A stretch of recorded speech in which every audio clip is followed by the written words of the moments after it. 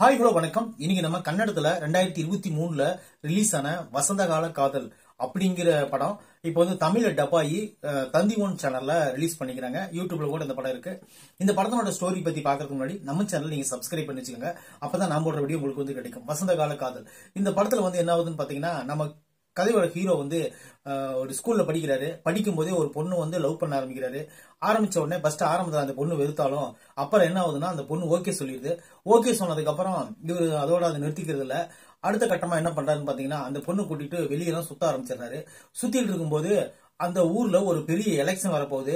அதனால எம்எல்ஏ சீட்டு நிக்கிற நம்ம அந்த ஊருக்குள்ள நல்லது பண்ணிக்கிறோமா கெட்டது பண்ணிக்கிறோமா அப்படின்னு தெரிஞ்சுக்கிறதுக்கு அந்த எம்எல்ஏ என்ன பண்றாருன்னா, மாறு வேஷத்துல போய் கண்டுபிடிக்கலாம்னு சொல்லிட்டு மாறு வேஷத்துல போய் எல்லா இடத்துல விசாரிக்கிறாரு. எங்க ஊர் எம்எல்ஏ எப்படி அப்படின்னு சொல்லிட்டு அவரே விசாரிக்கிறாரு.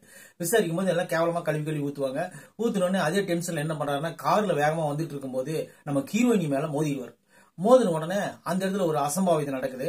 அப்போ என்ன ஆகுதுன்னா, கையில அடிப்பட்ட உடனே எம்எல்ஏ இப்ப எலெக்ஷன் வரப்போகுது. எம்எல்ஏ வந்து அந்த பொண்ணு இடிச்சதுக்கு தெரிஞ்சு போச்சுன்னா இது பெரிய வைரல் ஆக்கிடுவாங்க. அதனால வந்து எம்எல்ஏ வந்து தூரமா போட்டுன்னு சொல்லிட்டு ரெண்டு அடியாளுங்க என்ன பண்ணுவாங்கன்னா, அந்த எம்எல்ஏ போய் சொல்லிட்டு இவங்க ரெண்டு அந்த பொண்ணை காப்பாத்துறேன்னு சொல்லிட்டு கூட்டிட்டு போய் தவறா நடக்க முயற்சி பண்ணுவாங்க.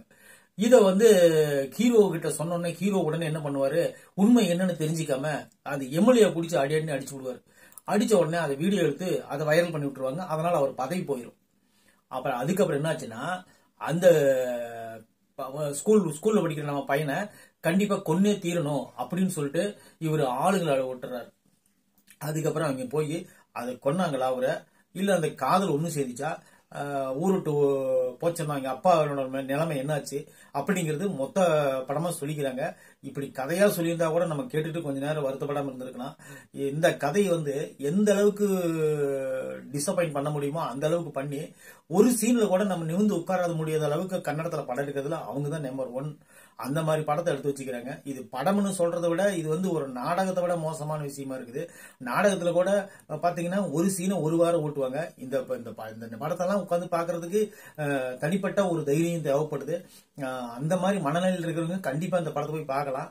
ரெண்டாவது, இந்த படத்துல எதுவுமே ஒட்டல. அந்த லவ் சீனு அது கொஞ்சம் ஒரு ஓகே சுமார் தான். அப்புறம் அதுக்கப்புறம் அந்த காமெடியை பண்ற அந்த பையன் கூட தேவலாம். ஒரு 2-3 சீன்ல கொஞ்சம் லைட்டா ஸ்மைலிங் பண்ண வைக்கிறாங்க. அதுக்கப்புறம் அப்பாவை வர கேரக்டர் அவரு சுமாரா நடிச்சிருக்காரு. அதுக்கப்புறம் எம்எல்ஏன்னு ஒருத்தரை காட்டுறாங்க. அவர் எம்எல்ஏ மாதிரியும் தெரியல.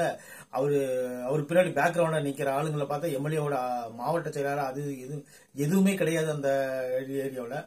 அப்புறம் ஆக்ஷன் காட்சிகள் எடுத்திருக்காங்க. அந்த ஆக்ஷன் காட்சிகளும் சுத்தமா செட்டே ஆகல. அப்புறம் பாடல்கள் 2-3 பாட்டு இருக்குது, அதுவுமே செட் ஆகல. அப்புறம் என்னதுன்னா, கிளைமேக்ஸ்ல வந்து பாத்தீங்கன்னா ரொம்ப நாடகத்தன்மை சண்டைன்னு ஒண்ணு எடுத்துக்கிறாங்க. ஊர்ல போடுற சண்டை கூட நல்லா பாக்குறதுக்கு என்ஜாய்மெண்ட் இருக்கு. ஆனா அதெல்லாம் பார்த்து என்ஜாய்மெண்ட் பண்ணவே முடியாது. அந்த மாதிரி ஒரு சண்டை.